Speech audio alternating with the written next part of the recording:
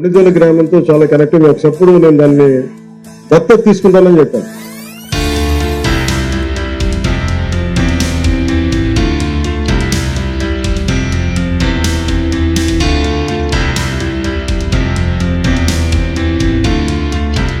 నమస్తే, welcome to prime 9.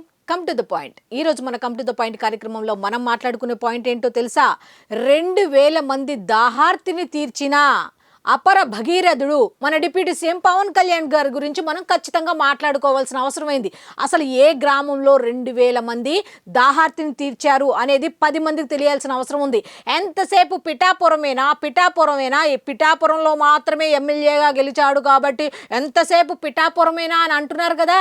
పిఠాపురంలో మాత్రమే కాదు, ఎక్కడ సమస్య ఉంటే అక్కడ ఆయన ఉంటున్నారు అనేది 10 మందికి తెలియాల్సిన అవసరం ఉంది. కాబట్టి మీరు ఖచ్చితంగా ఈ 2000 మంది దాహార్తిని తీర్చారు అంటే ఇది ఎక్కడ జరిగింది ఏంటి అనేది ఇంకా చాలా మందికి తెలియాల్సిన అవసరం ఉంది. కాబట్టి ఈ వీడియో ఖచ్చితంగా మీరు షేర్ చేయాల్సిన అవసరం ఉంది. మీ వీడియోపై కూడా మీ అభిప్రాయాన్ని కామెంట్ రూపంలో తప్పకుండా తెలియచేయండి. ఎందుకంటే ఇటువంటి చిన్న చిన్న విషయాలు మనకి చిన్నవి కావచ్చు, కానీ ఆ చిన్న పనుల వల్ల ప్రతిఫలం అనుభవిస్తున్నారు చూసారా, వాళ్ళకి ఇవి చాలా గొప్ప పనులు. చేసే వాళ్ళకి గొప్ప మనసు ఉంటేనే ఆ గొప్పతనం అంతా కూడా ఆ సమస్య అనుభవిస్తున్న వాళ్ళ వరకు చేరుతుందనమాట. కాబట్టి ఖచ్చితంగా ఈ వీడియో లైక్ చేయండి, షేర్ చేయండి, మీ అభిప్రాయాన్ని కామెంట్ రూపంలో తెలియచేయండి. ఇక టైం వేస్ట్ చేయకుండా అపర భగీరథుడు గురించి ఖచ్చితంగా తెలుసుకుందాం. ఇక పాయింట్ లోకి వెళ్ళిపోతే, మొన్న ఒకళ్ళు కామెంట్ పెట్టారబ్బా. ఏమని అంటే, అమ్మా నువ్వు మోడర్న్ గా లేవు అలా అని చెప్పి, సాంప్రదాయబద్ధంగా లేవు అంటే ఇలా రకరకాలుగా పెట్టారు. అసలు నేను ఎలా ఉంటే ఏంటండి ఇక్కడ సమస్య? నేను ఎలా ఉన్నాను అనేది కాదు. డిప్యూటీ సీఎం పవన్ కళ్యాణ్ రూపంలో ఒక వ్యక్తి ప్రజలకి సేవ చేయటానికి వచ్చారు. ఆ సేవల్ని మనం స్మరించుకుంటున్నాం, మనం గుర్తు చేసుకుంటున్నాం. గతంలో 75 ఏళ్ల స్వాతంత్ర పోరాటంలో 75 ఏళ్ల నాటి స్వాతంత్రంకి అంతకు ముందున్న సమస్యలు కూడా వెలుగులోకి తీసుకొచ్చి వాటిని పరిష్కరిస్తున్నారు.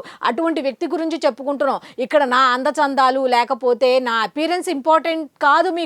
మీకు ఏంటంటే, నేను చెప్పేది ఏంటంటే ఆయన పనిచేస్తున్నారు.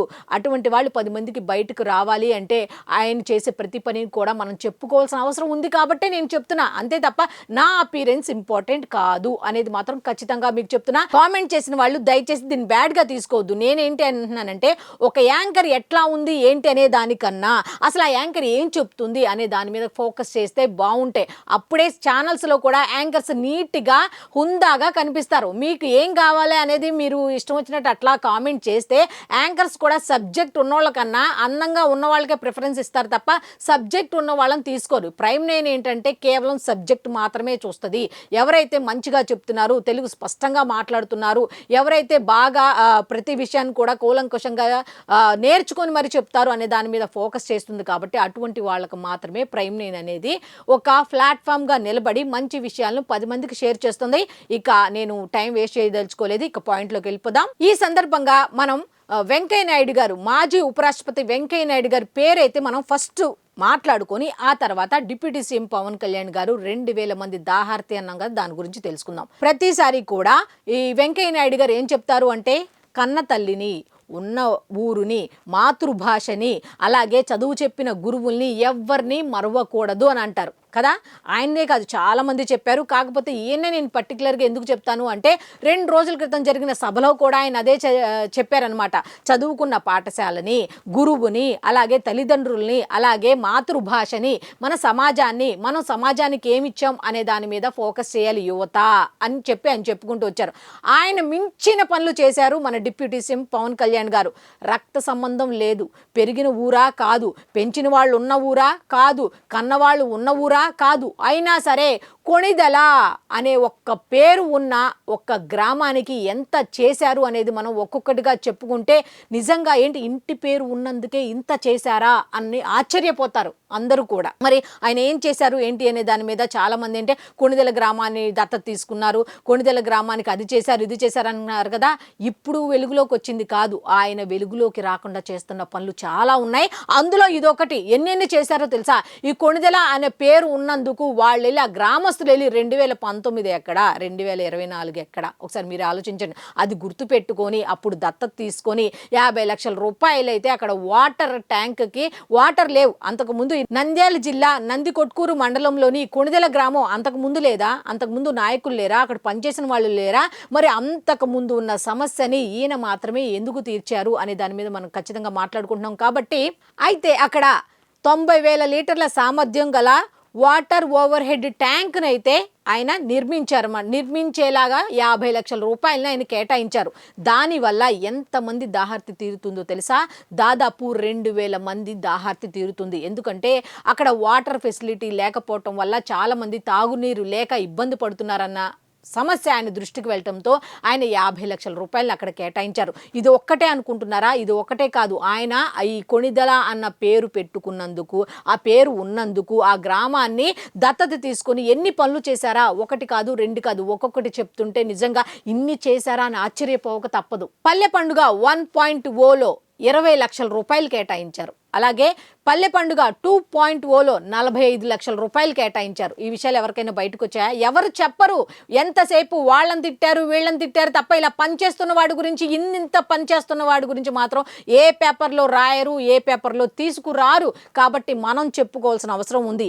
ఈ 20 లక్షల రూపాయలతో ఏం చేశారు, ఆ 45 లక్షల రూపాయలతో ఏం చేశారు అనే దాని మీద ఖచ్చితంగా మనం మాట్లాడుకుందాం. సీసీ రోడ్లు, బీటీ రోడ్లు, అక్కడ ఏ ఫెసిలిటీస్ లేకపోతే, అక్కడ ఏ మౌలిక సదుపాయాలు లేకపోతే అవన్నీ కల్పించుకుంటూ వస్తున్నారు. శాస్కి నిధులను అక్కడ కేటాయించారు. కేంద్ర ప్రభుత్వం కొన్ని వేల కోట్ల రూపాయల నిధులను ఈ పంచాయతీరాజ్ శాఖ కింద కేటాయిస్తే దాంట్లో కూడా కొన్ని నిధులను తీసి ఈ కొణిదెల గ్రామానికి ఆయన కేటాయించడం జరిగింది. మినీ గోకులాలు నిర్మించారు, వాటర్ షెడ్లు నిర్మించారు, ప్రజలకి రోడ్లకు సంబంధించి ఇబ్బంది పడకుండా అనేక రకాల ఫెసిలిటీస్ కల్పించారు. అయితే గృహ నిర్మాణ శాఖకు సంబంధించి కొంతమందికి అక్కడ ఇల్లు లేవంటే దాదాపు ఒక 19 మందికి 19 ఇళ్ళు అయితే కూడా నిర్మించి ఇవ్వాలని చెప్పి అధికారులకు ఆదేశాలు జారీ చేయడం కూడా జరిగింది. అంటే ఆయన దృష్టికి వచ్చిన ఈ కొణిదెల గ్రామానికి సంబంధించి ఆయన దృష్టికి వచ్చిన ప్రతి సమస్యను కూడా తీర్చడానికే ప్రయత్నిస్తున్నారు. ఆయన పదే పదే ఏం చెప్తూ ఉంటారు, పదవిలో ఉండి చేసే పని వేరు, బయట ఉండి చేసే పని వేరు అని ఎందుకు అంటారో తెలుసా? సేవ అనేది పదవిలో లేకపోయినా చేయొచ్చు, కానీ అప్పుడు ఉన్న చేసే విధానానికి ఇప్పుడు పదవిలో ఉండి చేసే విధానానికి చాలా తేడా ఉంటుంది అని ఆయన మాటల్లో కాదు, ఆయన ఇప్పుడు చేసే ప్రతి పనిలో కూడా మనం ఉదాహరణగా తీసుకోవచ్చు. ఇప్పుడు శాస్త్రీయ నిధులు బయట వ్యక్తి ఖర్చు చేయడానికి అవుతుందా? ఈ గ్రామాల్లో ప్రతి గ్రామంలో ఉన్న సమస్యను కనుక్కోవడం ప్రతి ఈ వ్యక్తికి అవుతుందా? దత్తత తీసుకున్నాం అన్న మాటే కానీ దత్తత తీసుకొని ప్రతి సమస్య తీర్చిన ఒక్క నాయకుడిని చెప్పండి, డెవలప్ చేసిన ఒక్క నాయకుడిని మీరు చెప్పండి. ఉన్న ఊర్లు చేస్తారు, ఎందుకంటే పుట్టారు కాబట్టి, పెరిగిన ఊరు కాబట్టి. కానీ ఈ కొణిదెల అనే గ్రామం ఆయన పుట్టింది కాదు, ఆయన పెరిగింది కాదు, ఆయనకు రక్త సంబంధం ఉన్నది కాదు, అసలు ఏమీ సంబంధం లేకపోయినా జస్ట్ ఇంటి పేరు ఉండటంతో మమ్మల్ని దత్తత తీసుకోండి అని ఆ గ్రామ ప్రజలు అడగటంతో, లేదు నేను తీసుకుంటా అని ఆయన ముందుకు వచ్చి హామీ ఇచ్చి అక్కడ ఏమేం కావాలి ఏంటి అనేది చాలామంది ఇందాక అన్నాను కదా, పిఠాపురం ఒకటే కాదు ఆయన కాన్సన్ట్రేషన్, ఏపీ మొత్తం కూడా ఎక్కడ సమస్య ఉంటే అక్కడ పవన్ కళ్యాణ్ దృష్టికి వెళ్తే ఖచ్చితంగా జరిగి తీరుతుంది ఆ సమస్యకి పరిష్కారం అనేది ఆయన క్రియేట్ చేస్తున్నారు. కింద లెవెల్ నుంచి ఎందుకు ఆయన గ్రౌండ్ లెవెల్ నుంచి పనిచేస్తున్నారంటే ఇది ఈ విధంగా ఉండటానికి. ఈ సమస్య అనేది ఒకటి ఆయన దృష్టి దాకా వెళ్ళాలి అంటే కింద నుంచి ఒక్కొక్కళ్ళు కార్యకర్తలు, నాయకులకు చెప్పాలి, నాయకులు మిగతా వాళ్ళకి చెప్పాలి, వాళ్ళ ద్వారా ఆయన దృష్టికి వెళ్తే ఆయన ఏం చేయగలరు, ఆ సమస్యకి పరిష్కారంగా ప్రభుత్వ నిధులతో ఏం చేయగలరు, ఒకవేళ ప్రభుత్వ నిధులు సరిపోకపోతే సొంత నిధులైనా సరే కేటాయించి, లేకపోతే దాతల సహాయం అన్నా తీసుకొని ఆ విధంగా ఆయన ముందుకెళ్తున్నారు అంటే ఒకసారి ఆలోచించండి. దత్తత తీసుకోవటం వేరు, దత్తత తీసుకున్నామని చెప్పటం వేరు, దత్తత తీసుకున్నామని జస్ట్ చెప్పి తెలియకుండా ఈ విధంగా పనులు చేయటం వేరు. ఈ విషయాలు ఈ మధ్య వరకు కూడా ఎవరికి బయటకు రాలేదు, ఇప్పుడు మాత్రం బయటకు వస్తున్నాయి. కనీసం ఒక్క పేపర్లో కూడా ఆయన గురించి రాయరు, ఆయన ఈ విధంగా చేశారు ఆ విధంగా చేశారు అన్న మాట మాత్రం రాయరు. అసలు ఇప్పుడు ఆయన వల్లే కదా ఆంధ్రప్రదేశ్ పరుగులు పెడుతుంది అంటే ఎస్ అవును, ఆయన వల్లే పరుగులు పెడుతుంది. ఆయన చంద్రబాబు నాయుడు గారు రెండు కళ్ళులాగా సంక్షేమం అభివృద్ధి రెండు కళ్ళులాగా ఏ విధంగా ముందుకు వెళుతున్నారో ఆ విధంగానే వాళ్ళు కూడా ముందుకు వెళుతున్నారు, వాళ్ళ ఆలోచన ముందుకు వెళుతున్నారు. అంటే పవన్ కళ్యాణ్ గారు ఎక్కడ ఒదిగి ఉండాలో ఆయనకు తెలుసు, ఎక్కడ పెరగాలో ఆయనకు తెలుసు. ఆయన దృష్టి అంతా ఇప్పుడు ఏంటంటే కేవలం జనసేన పార్టీ మీద మాత్రమే కాదు, పార్టీ సంస్థాగత బలోపేతం కాదు, ఆయన ప్రజాసేవతో పాటు పార్టీని కూడా బలపరుచుకునే పనిలో పడ్డారా అంటే ఎస్, అవుననే చెప్పొచ్చు. ఎందుకంటే ప్రజలకు సేవ అనే పదాన్ని చాలా ఈజీగా వాడతారు, కానీ ఆయన వచ్చిన దగ్గర నుంచి ఒకటా రెండా ఎన్ని పనులు చెప్పండి. ఒకవేళ నేను మర్చిపోతే మీరు కూడా గుర్తు చేస్తూ ఆయన అక్క ఈ పని చేశాడు, ఆయన ఇగో ఈ విధంగా ఈ పని చేశాడని మీరు కామెంట్ రూపంలో తెలియచేయండి. ఇంకో విషయం ఏంటంటే ఈ పాయింట్ మీద నువ్వు చెయ్యక్క అనేది కూడా సజెషన్స్ మీరు ఇవ్వాలి అనుకుంటే నాకు ఇవ్వండి సజెషన్స్. నేను ఆ పాయింట్లు కూడా తీసుకొని మీకు ఈ కమ్ టు ద పాయింట్ కార్యక్రమంలో తప్పకుండా దాని మీద నేను విశ్లేషణ అయితే చేస్తాను. ఇంతేకాదు అయితే ఇదే గ్రామంలో రైతుల కోసం 49 ఫీడర్ ఛానల్స్ లను ఆయన ఏర్పాటు చేశారు. అంటే చూడండి, దత్తత తీసుకోవటం అంటే కేవలం మాటలకే కాదు, పని చెయ్యాలి, ఆ గ్రామాన్ని డెవలప్ చేయాలి అన్న ఆలోచన ఎంత ఇదిగా ఉందో చూడండి. 2 మైనర్ కాలువల పునరుద్ధరణ, అలాగే 3 కమ్యూనిటీ చెక్ డ్యామ్స్ల పునరుద్ధరణ ఎప్పటికీ ఆయన ఇప్పుడు చేశారు అంటే ఒకసారి ఆలోచించుకోండి. పైగా ఈ క్రెడిట్ అంతా ఆయన ఎవరికి ఇచ్చారో తెలుసా? ఈ 50 లక్షల రూపాయలతో ఈ వాటర్ ఫెసిలిటీ తీర్చినందుకు, ఆ వాటర్ ట్యాంక్ నిర్మించినందుకు అధికారులను పిలిపించి ఆయన అభినందించారు. వేసవి రాబోతోంది, 2000 మంది దాహార్తిని మనం తీర్చబోతున్నాం అంటే ఇది మామూలు విషయం కాదు అంటూ ఆయన వాళ్ళని అభినందించడం జరిగింది. వేసవి రాకముందే కూడా మీరు ఇదంతా కంప్లీట్ చేశారు కాబట్టి అంటూ వాళ్ళని ఆయన పిలిచి మరీ అభినందించడం జరిగిందంటే చూడండి, పనిచేసేవాడికి ప్రోత్సహిస్తే ఎలా ఉంటుంది అనేదానికి ఇది చాలు కదా చెప్పడానికి. ఆయన పని చేస్తున్నాడు, మిగతా వాళ్ళతో పని చేయిస్తున్నాడు అని చెప్పడానికి. చూడండి, ఒక లీడర్ కనుక పని చేస్తే కింద వాళ్ళు ఏ విధంగా పనిచేస్తారని చెప్పడానికి ఈ ఒక్క ఉదాహరణ సరిపోదా? మీరే చెప్పండి. సో ఆయన్ని భగీరథుడు అనగా ఇంకేమనాలి? సమస్య వచ్చిందంటే ప్రతి సమస్యకి ఆయన ముందుంటున్నారు. ఆ సమస్య పరిష్కారానికి అయితే ఏ లెవెల్లో ఆలోచించాలో ఆ లెవెల్లో ఆలోచిస్తున్నారు.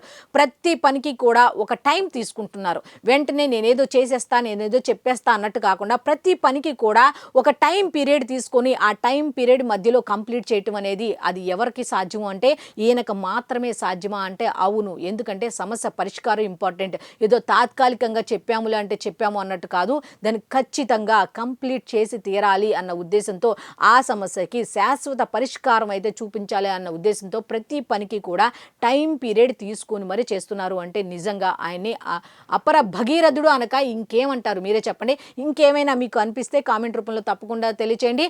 అయితే ఈ వేసవికి నిజంగా చెప్పాలంటే 2000 మంది దాహార్తిని తీర్చడం అంటే నిజంగా ఇది మామూలు ఆలోచన ఉన్న వ్యక్తులు చేసే పని కాదు.